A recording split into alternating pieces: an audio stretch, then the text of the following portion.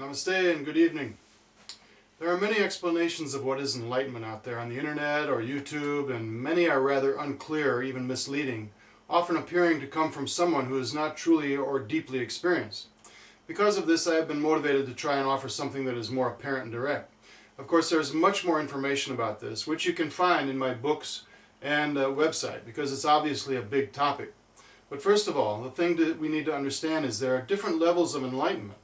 There is the enlightenment concerning our spiritual position or identity, known as the jiva or spirit soul, and that is the enlightenment of our self, that we are beyond this material body and we only reside in it for however long it lasts.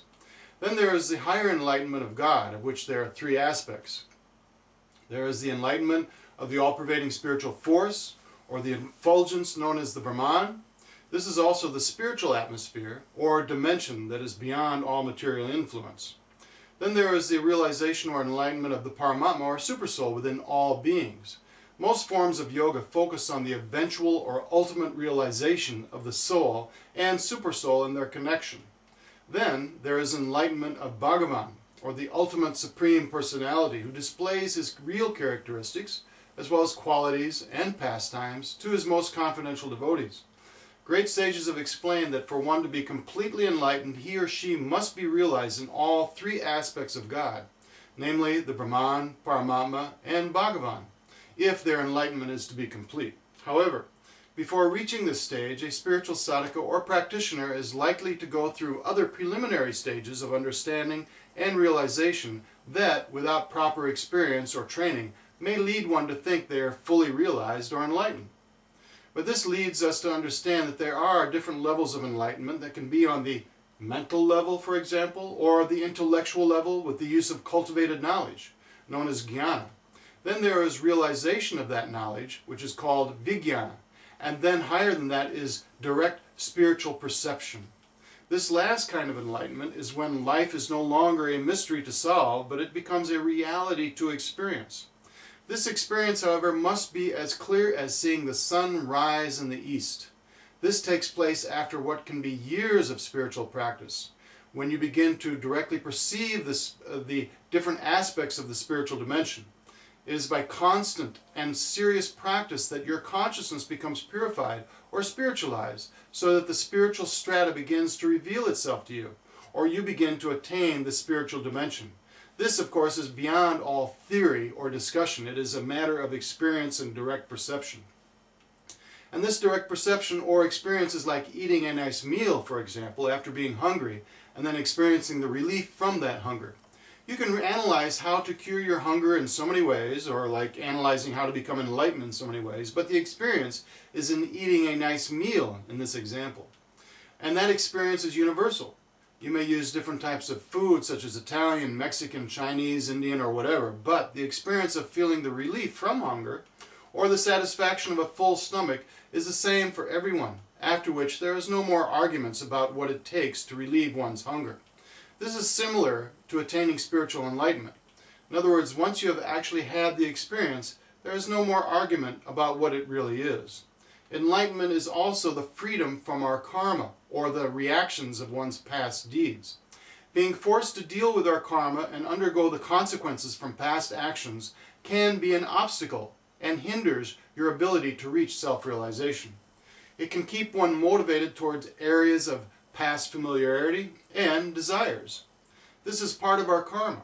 However, the more spiritual you become, the more you become free from the base tendencies or sensual addictions that often linger because of your karma. How this happens is also explained in the Bhagavad Gita. But in any case, if one is truly becoming enlightened, then that person will also become free from the sensual desires that are widespread amongst materialists or common men. However, if someone who poses as a spiritual authority, a teacher or guru, and continues to exhibit the same desires for sensual pleasures that should have been surpassed, then it is obvious that he has not attained enlightenment or mastered the art of spiritual practice. Spiritual awakening also means to awaken from the illusion of temporary material existence, and thus to see the spiritual essence and the absolute or supreme creator within and behind every aspect of the creation. In some ways, this might be called cosmic consciousness, a term some people like to use. But it is not that this material world is unreal, but it is like an ephemeral dream. The dream that we have during sleep is real, and it may affect us, but it has influence over us only for as long as we do not wake up. Once we wake up from the dream, we realize what is real, and then we remember our actual situation and what we are meant to do. Spiritual awakening is the same thing, in which we awaken to our real spiritual identity and become free from the influence of temporary material existence. In such a consciousness and full awareness of spiritual reality, there is no time when we forget God. That is the essence of Krishna or God consciousness. Thus you see everything as a display of the energy of God. Then you become one with the universal self, and seeing yourself as one or the same as all others. In this unity, we find peace, calmness, acceptance, and the highest bliss. In this way, spiritual enlightenment is perceiving and honoring the inner sacredness of ourselves and all other beings, in fact, all of creation. It is knowing we are all divine emanations from the same source. It is through this perception that allows us to undergo the challenge of constant changes in this material existence, or to weather the storm, so to speak, with balance, equilibrium, and grace, knowing that all problems or reversals in life are but temporary illusions. Self-realization or enlightenment is also surrendering our false identity, our material attachments, into the ocean of nectar that is our devotion and love for God. This rasa or taste in the relationship we have with the Supreme can outweigh all other desires or cravings, and is that for which we are all ultimately searching. That is our home, and the basis for all other longings. Once you attain that awakening, you are complete and whole because you have established your connection or relationship with the complete.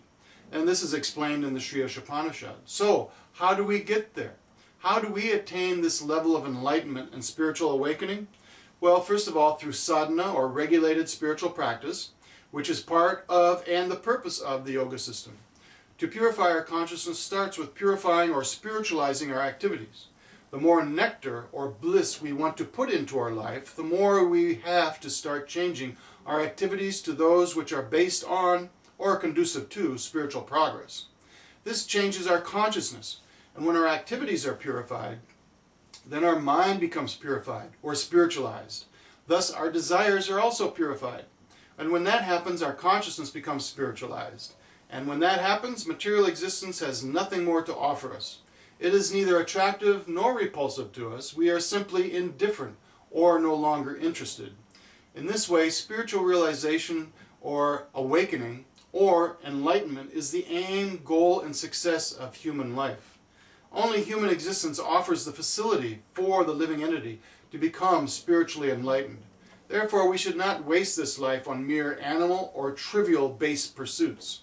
Actual enlightenment is a stage when one's realizations have matured into a way of life, not simply glimpses of the truth, but a constant reality that directs one's every action. This is when you know exactly what is to be done, the purpose of life, and can do nothing else but what takes you toward that goal, or everything that is connected towards reaching that goal. Others may or may not understand such actions, but an enlightened person has complete singleness of purpose in all of his or her endeavors. They have awoken to the ultimate reality, in other words. Once you have attained pure spiritual consciousness in this way, there is no need for further births in the cycle of life and death in this material world. You achieve the ultimate success by entering directly into the spiritual dimension and eternal life. This is real freedom and the attainment of real life, and our natural spiritual state, which is above and beyond this temporary material existence. Such a Jivan Mukta, or liberated soul, has attained his or her status of enlightenment through the process of sadhana, or spiritual practice, which then leads to realization, illumination, direct perception, and then full freedom. That is enlightenment. So thank you very much. Jai Shri Krishna, and thank you very much.